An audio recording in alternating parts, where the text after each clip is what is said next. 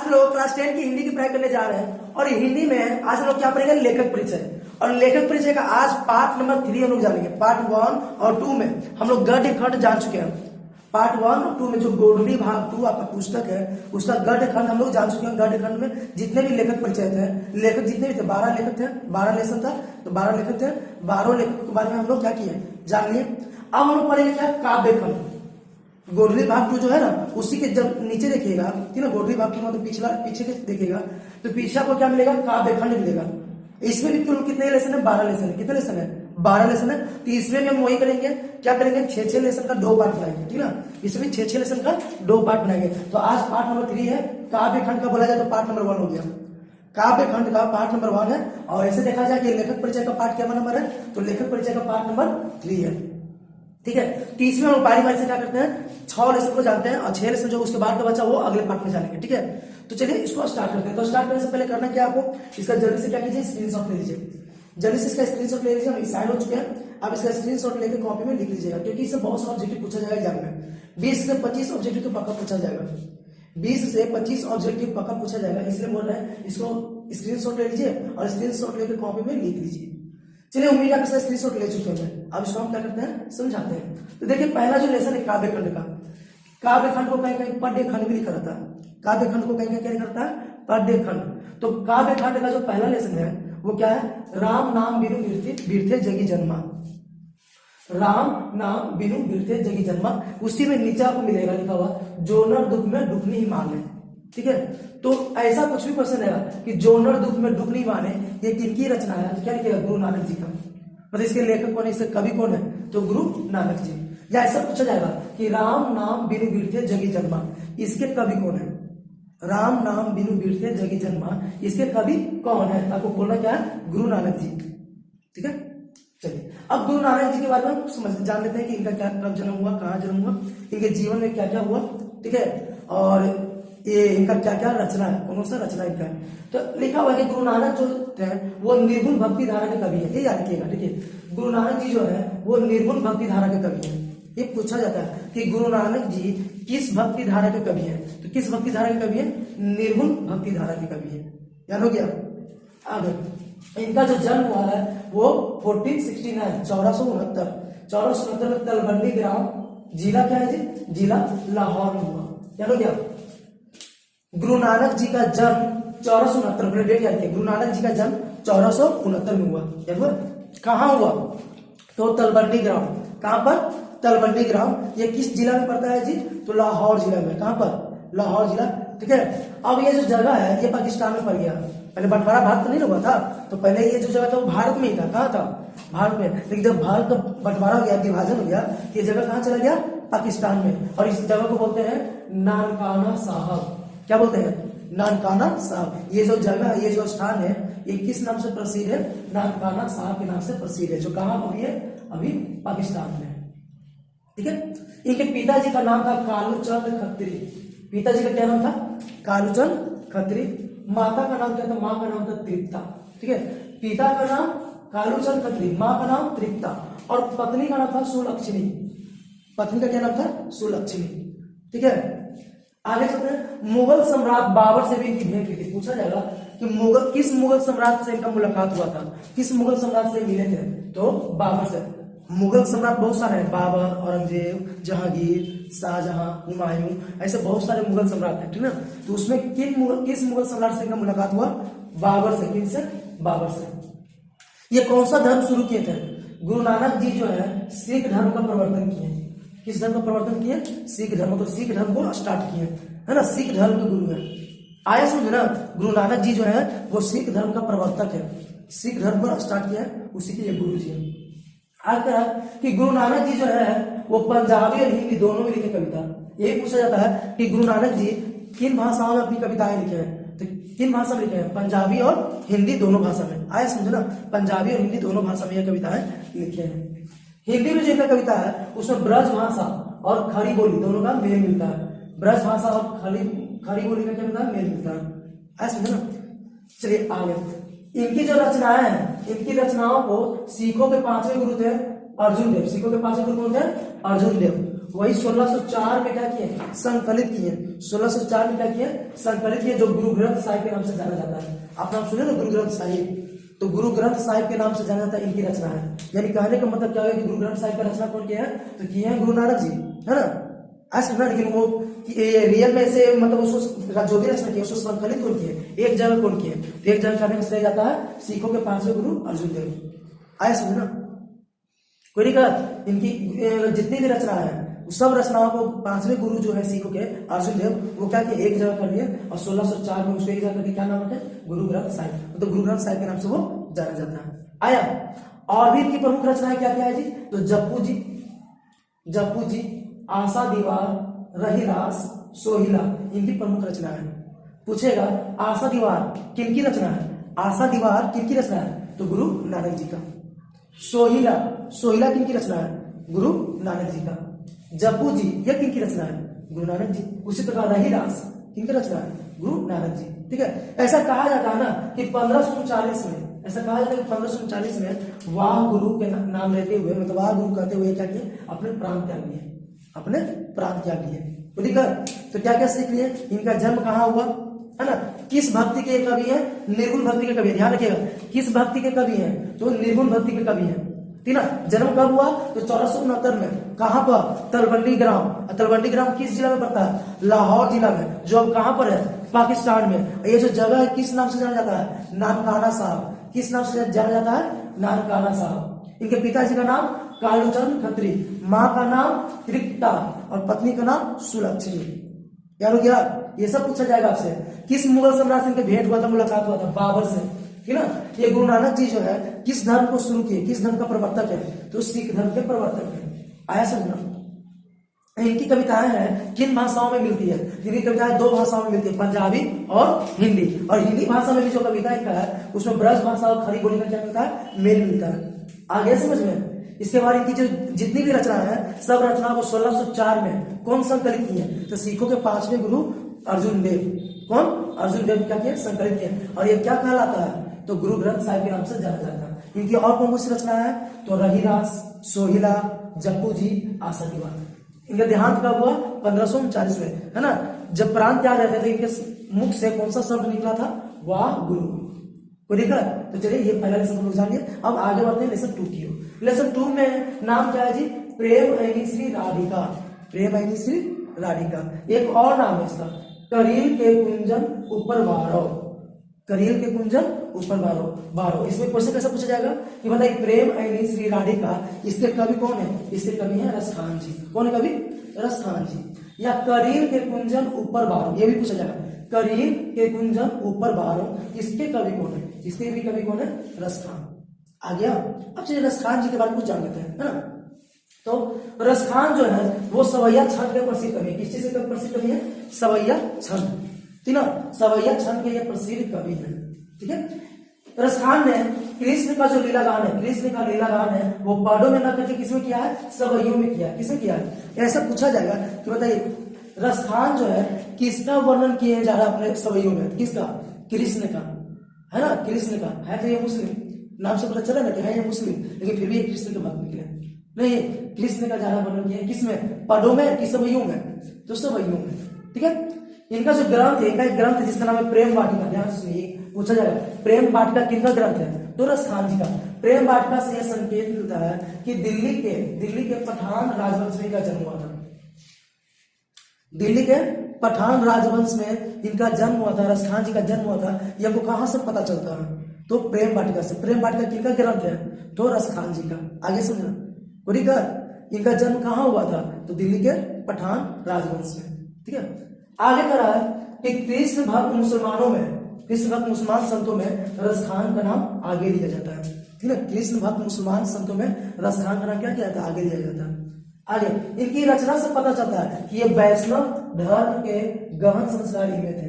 मतलब वैष्णव धर्म, वैष्णव मतलब होता है विष्णु के उपासक को वैष्णव धर्म बोलते हैं। जो विष्णु जी को मानते हैं उसको वैष्णव बोलते हैं, जो शिव जी को मानते हैं उसको शैव बोलते हैं। शैव समझ आया, विष्णु जी को जो मानते हैं उनको बोलते हैं वैष्णव, जो शिव जी को मानते हैं उनको बोलते हैं शैव।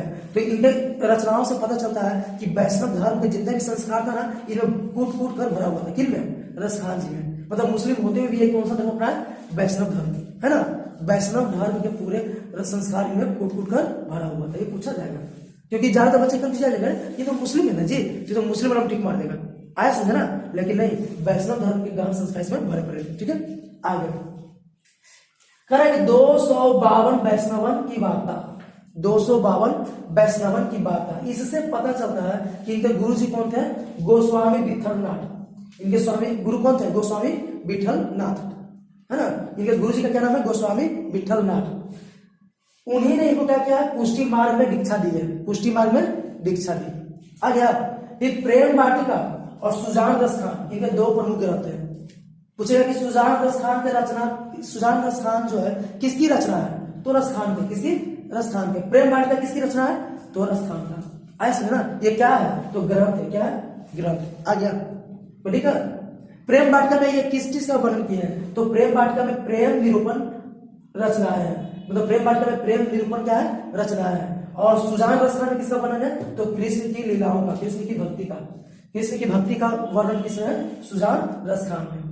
आगे सुन रहे, सुजान रस खान में कृष्ण की भक्ति का ये वर्णन किया है, और प्रेम वाटिका में प्रेम निरूपण रचनाएं की है। ठीक है, इनकी रचनाओं से मुग्ध होकर, इनकी रचनाओं से मुग्ध होकर भारतेंदु हरिश्चंद्र, नाम सुने होंगे, भारतेंदु हरिश्चंद्र है जो क्या कहते हैं पता है, कहते ना कि इन मुसलमान हरिजन पे कोटि हिंदू बारिये, मतलब ऐसे मुसलमान लोगों पे क्या ना, कोटि, कोटि में करोड़ हिंदू लोग को बारा जा सकता है नहीं, मतलब इतना अच्छा ये रचना किया, मुसलमान होते हुए भी, मुस्लिम होते हुए भी ना, कृष्ण के बारे में, प्रेम के बारे में इतना अच्छा इनकी रचना है जिससे मुग्ध हो गया, ना आकर्षित हो गए। कौन, भारतेंदु हरिश्चंद्र। और ये क्या बोल रही है कि इन मुसलमान हरिजन पे कोटि हिंदू वारिये, पूछेगा इन मुसलमान हरिजन पे कोटि हिंदू वारिये किसने बोला, तो भारतेंदु हरिश्चंद्र ने। किसके लिए बोला, तो रस खान जी के लिए, रस खान जी की रचनाओं से आकर्षित होकर, मुग्ध होकर। आगे समझे, ये था 2 लेसन, ठीक ना। अभी इसमें 4 लेसन और बताएंगे। तो ये सब ऑब्जेक्टिव आपको पूछा जा सकता है, जो अंडरलाइन किया ना वो सब ऑब्जेक्टिव ही है, वो सब पूछा जा सकता है आपको एग्जाम में। ठीक है, तो आप इसको हल्के में मत लीजिए, इससे कम से कम 20 से 25 नंबर का एग्जाम में आने वाला है। हम आपको बताते चल ही रहे कि कैसे पूछा जाएगा। तो इसे बोल रहे हैं कि अगर स्क्रीनशॉट नहीं लिए हो, अभी भी इसके मौका स्क्रीनशॉट ले लीजिए, इसको कमेंट में लिख लीजिए। अब इसको हम साफ करने चलते हैं, साफ करेंगे तो ना आगे 3, 4, 5, 6 बताएंगे। तो चलिए इसको साफ कर लेते हैं। तो फ्रेंड्स अब चलते हैं लेसन नंबर 3, जिसका तीसरा लेसन है वो क्या है, अति सुरो स्नेह को मारा गया, है ना। तीसरा जो लेसन है वो क्या है, अति सुरो स्नेह को मारा गया। तो चलिए पहले इसको हम बताएं, इससे पहले आप क्या कर लीजिए, जल्दी से इसे स्क्रीनशॉट ले लीजिए। तो सब साइड हो गए हैं, आप जल्दी से इसका क्या कीजिए, स्क्रीनशॉट ले लीजिए, क्योंकि उसको तो हम साफ कर चुके हैं ना। अब ये दूसरा हम लिखे हुए हैं, देखिए इसमें लेसन 3 और 4 के बारे में हम जानेंगे, लेसन 3 और 4 के बारे में जानेंगे, उसके राइटर के बारे में जानेंगे। तो जल्दी से इसका स्क्रीनशॉट ले लीजिए और इसको भी कॉपी में क्या कीजिए, लिख लीजिएगा। तो स्क्रीनशॉट ले लिए हैं, साइड हो चुके हैं, स्क्रीनशॉट ले लिए हैं। चलिए अब स्क्रीनशॉट ले लिया तो अब इसको हम समझाते हैं। तो क्या है लेसन 3 में, अति सुरो स्नेह को मारा गया, या उसी में लिखा हुआ है मोह अशुभानी ही लय बरसो। अगर पूछा जाए मोह अशुभानी ही लय बरसो, इसके कवि कौन है, घनानंद। अति सुरो स्नेह को मारा गया, इसके कवि कौन है, घनानंद। अब इनके बारे में जानते हैं। घनानंद क्या है, रीति युगीन काव्य के, मतलब रीति युगीन काव्य में घनानंद रीति मुक्त काव्य धारा के कवि है, मतलब रीति मुक्त काव्य धारा के, रीति मुक्त काव्य धारा के क्या है ये कवि है। पूछा जा सकता है, अगर ये समझ में नहीं आ रहा तो हम इसका ट्रिक बता रहे हैं, ये समझ में नहीं आ रहा था, बस आप ये बात याद रख लीजिए, रीति मुक्त काव्य धारा के कवि।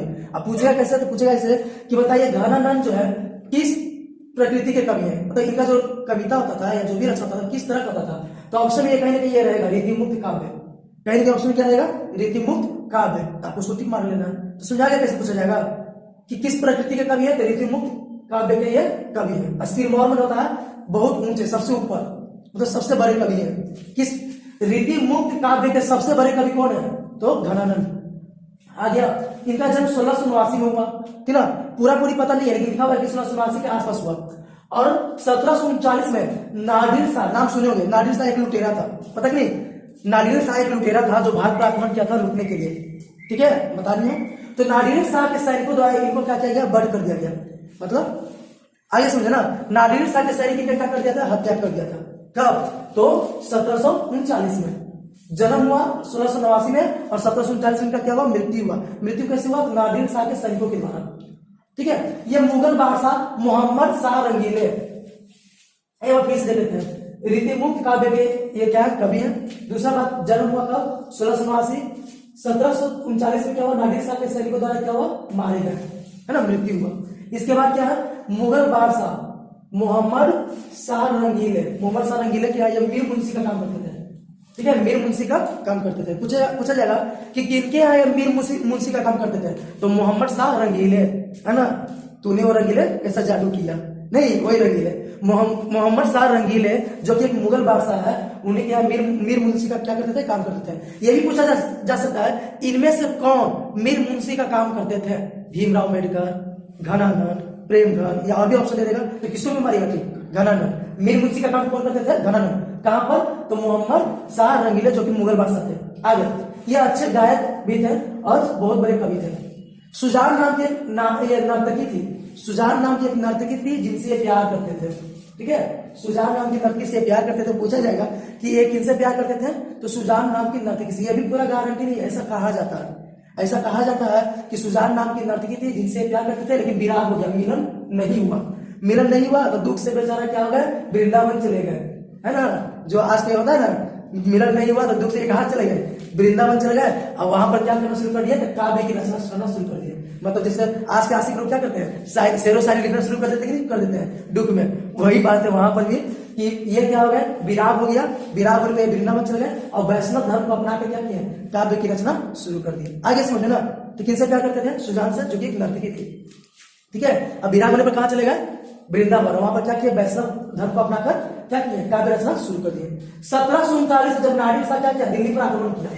1739 में नादिर शाह जो दिल्ली पर आक्रमण किया, तो नादिर शाह के सैनिक इसको पकड़ लिए, घनानंद को क्या कर लिए, पकड़ लिए, क्या समझ के, मीर मुंशी समझकर, मीर मुंशी समझकर घनानंद को पकड़ लिए। और वो लोग क्या बोले, जर जर जर, मतलब सोना सोना सोना मांगे। कौन, उसके सैनिक लोग। ये क्या किया, 3 मुट्ठी धूल उठा लिए। कौन, घनानंद। घनानंद 3 मुट्ठी धूल उठाया और धूल उठा के बोलते हैं राज राज राज, धूल धूल धूल। कौन बोले, घनानंद। अब सोचिए सैनिक लोग इसे मांग रहे सोना, ये धूल उठा के दे रहे हैं, तो सैनिक लोग खुश हो जाएगा, गुस्सा हो जाएगा, गुस्सा हो गया ना, तो सैनिक लोग गुस्सा पे क्या क्या इनका बंद कर दिया। आगे समझने कैसे इनका बंद हुआ, मतलब ये भी कोई काम नहीं थे, ज्यादा थोड़ा सा हो गए थे विराग भाव में, है ना। चलिए कोई बात नहीं, विराग भाव थोड़ा ज्यादा आ गया था, थोड़ा सा ज्यादा हो गया था, इसलिए वो क्या कहते हैं, धूल उठा के दे दिए। ठीक है, ये जो भी बोल रहे हैं कॉमेडी के लिए बोल रहे हैं, ऐसा कुछ बात नहीं है। ठीक है, बस ये याद रखना है कि जब नादिर शाह के सैनिक लोग इनको पकड़ लिए थे मीर मुंशी समझकर, और सोना मांगे, सोना को क्या बोले, जर जर जर, तो क्या कहते, 3 मुट्ठी धूल उठा के दे दिए। अब बोलते हैं राज राज राज, उसी का उल्टा, है ना, धूल धूल धूल, ऐसे है ना। इसी से सिपाही लोग गुस्सा हो गए, इनको क्या किया, मौत की घाट उतार दिए। घनानंद जो है प्रेम के पीर की कवि है, मतलब प्रेम से रिलेटेड जितनी भी भावना है, प्रेम जो में जो दुख होता है ना, जो ये क्या बोलते हैं, खुशी होता है, वो सब ये इनके क्या होता है, इनके रचनाओं में दिखाई पड़ता है।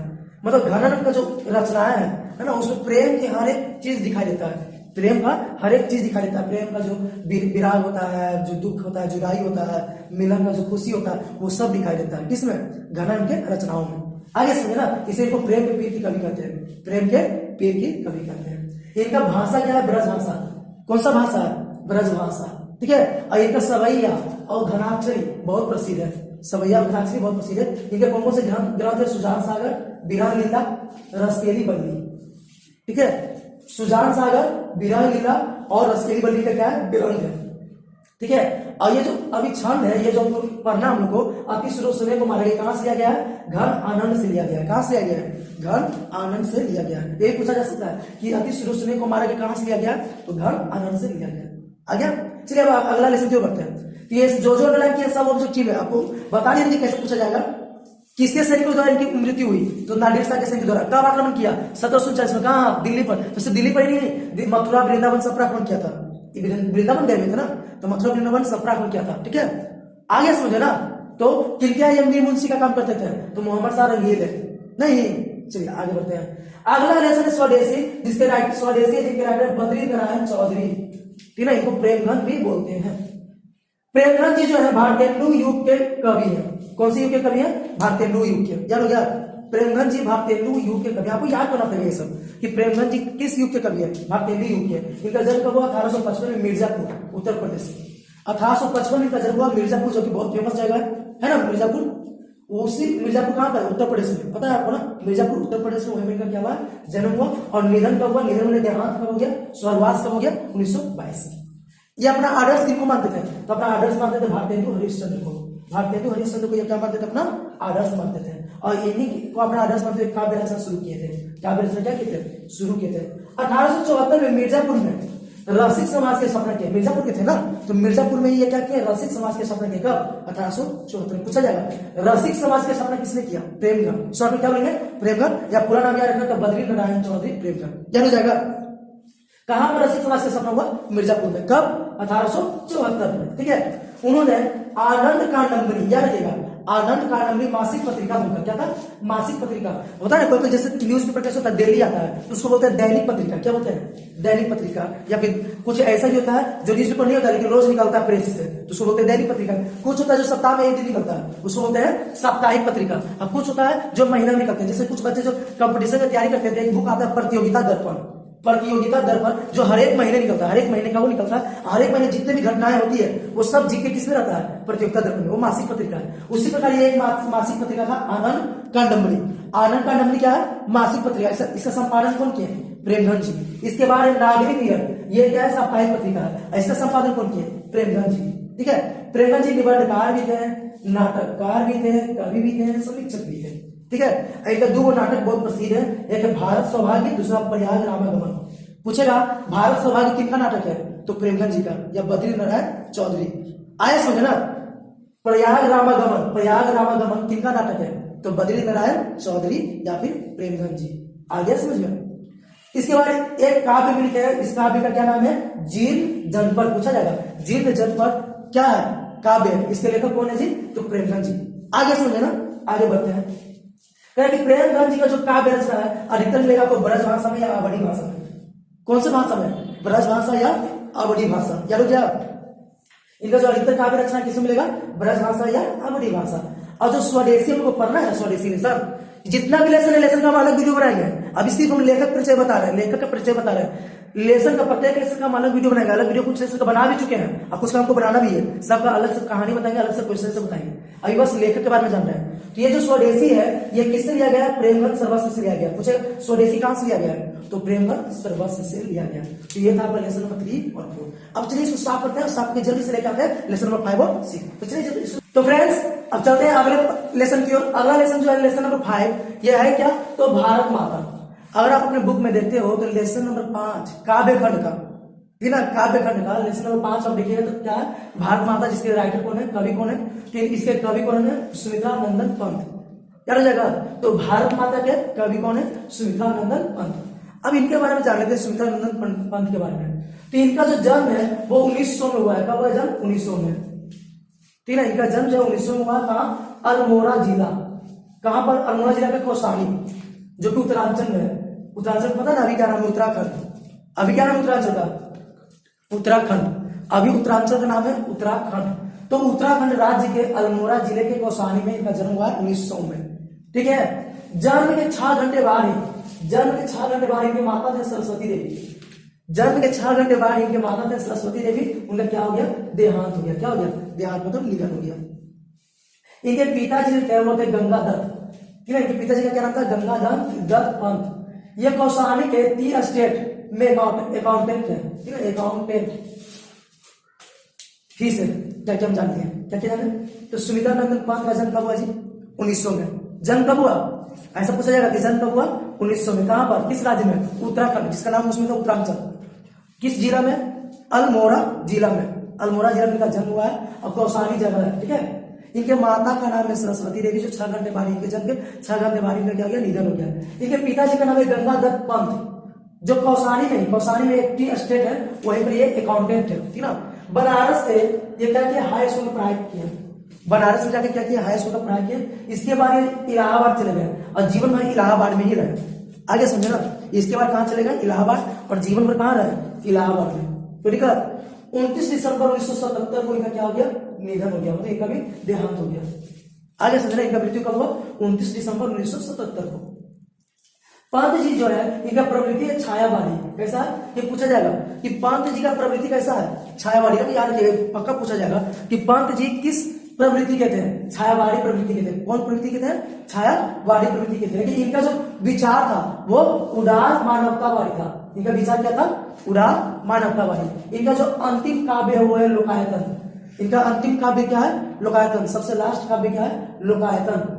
इनका बहुत सारी रचना जी, बहुत सारी रचना की है, बहुत सारी रचनाएं की है, ठीक है। उनमें से जो कुछ रचनाएं जो बहुत फेमस है, ठीक है, बहुत प्रमुख है, जो एग्जाम में पूछा जा सकता है, वो कौन है? तो उच्छ्वास, पल्लव, वीणा, ग्रंथि, गुंजन, युगांत, युगवाणी, ग्राम्या, स्वर्ण धूलि, स्वर्ण किरण, युगपथ, चिदंबरा। ये इनका क्या है?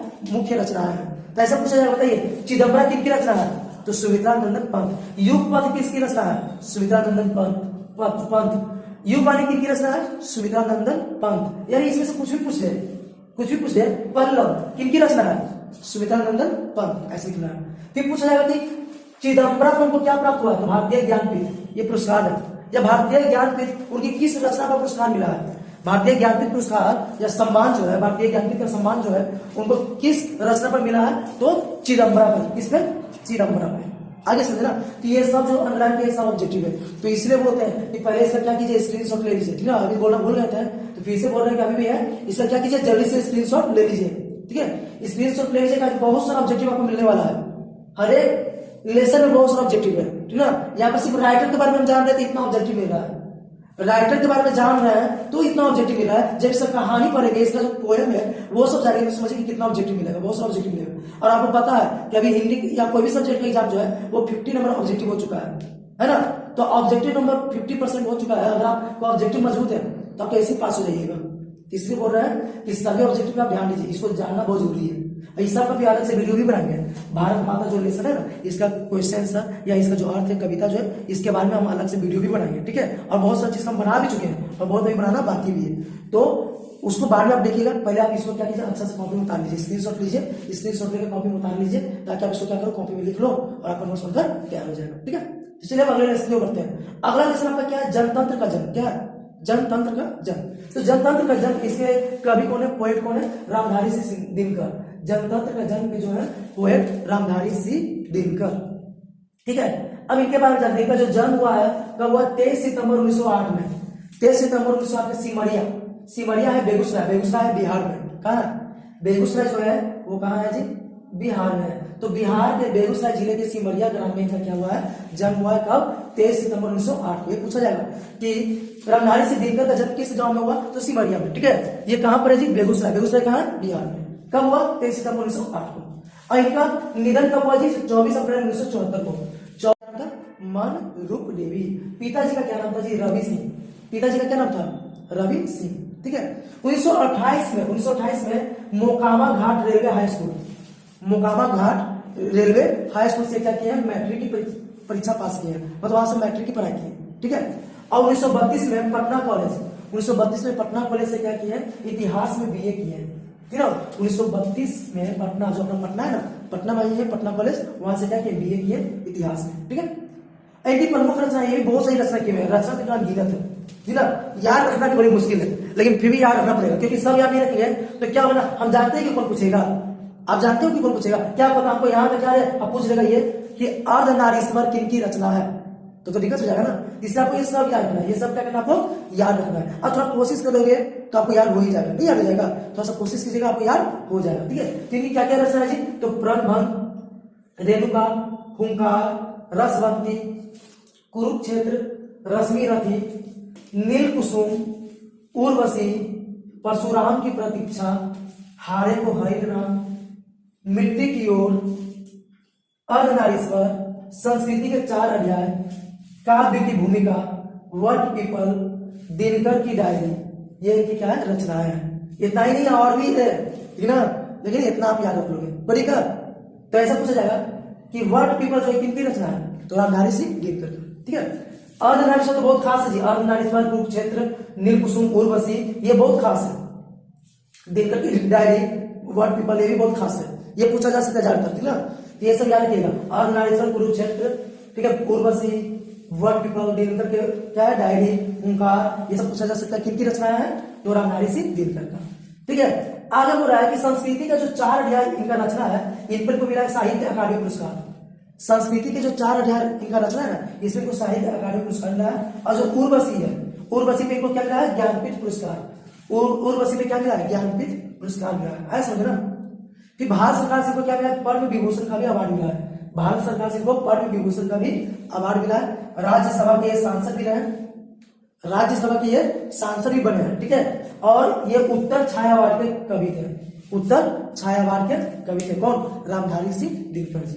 आगे समझे ना, रामधारी सिंह दिनकर जी किस प्रवृत्ति के कवि थे? तो उत्तर छायावाद के कवि थे। तो इतना सारा ऑब्जेक्टिव आपको पूछा जा सकता है। तो इतना आप इसका आंसर दे पाओगे जब इसको आप क्या करोगे? स्क्रीनशॉट ले लोगे तो कॉपी में लिख लोगे और लिख कर 2-3 बार अच्छा से पढ़ लेना, तो आप इसका आंसर दे सकते हो। ऐसा समझना, ये तो लेसन 6 था। अब पार्ट नंबर 4 लेकर आएंगे अगले बार। अब पार्ट नंबर 4 में हम आपको क्या बताएंगे? लेसन 7, 8, 9, 10, 11, 12। तो आज इतना ही रन देते हैं, फिर से मिलते हैं अगले वीडियो में इसी का अगले पार्ट के साथ। आज कितना है?